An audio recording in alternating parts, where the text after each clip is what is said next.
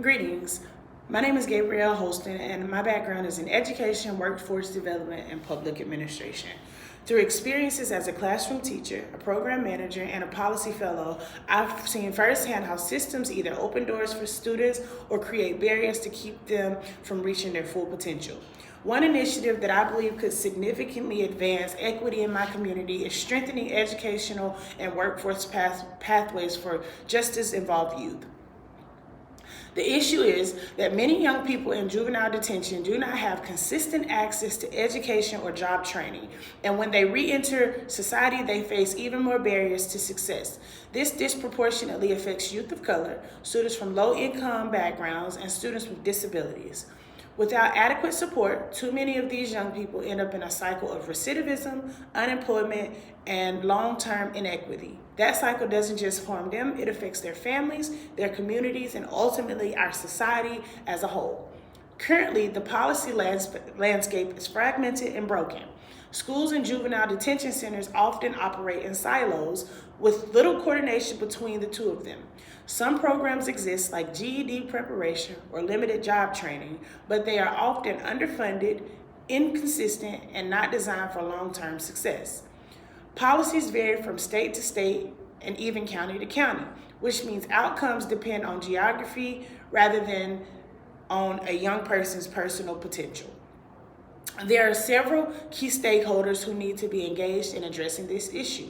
First, of course, are the youth and the family who are directly impacted by these policies.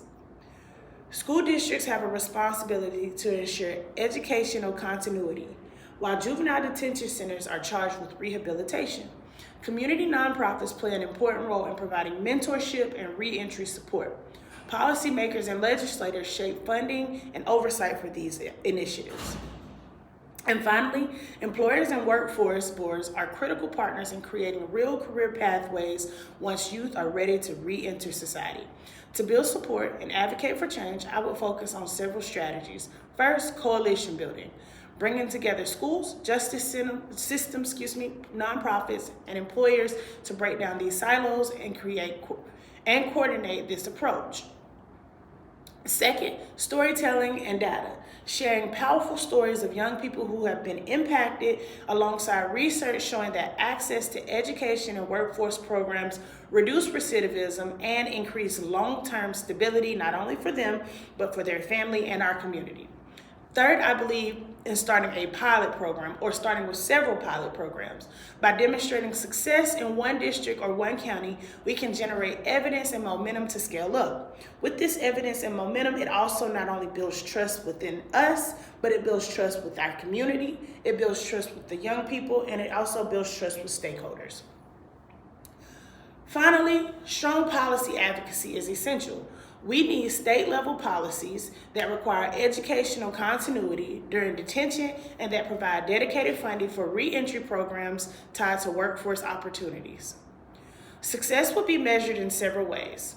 We will look at what measurable decline in recidivism rates look like. We will track educational outcomes such as GED attainment or high school completion, as well as workforce outcomes like employment rates and re-entry or after re-entry. We would also conduct equity audits to ensure that improvements are felt across all racial, socioeconomic, and identity groups, not just a select few. And finally, we will collect direct feedback from youth themselves to ensure that programs are not only effective, but they are inclusive and they support the needs and the growth that they expect for themselves.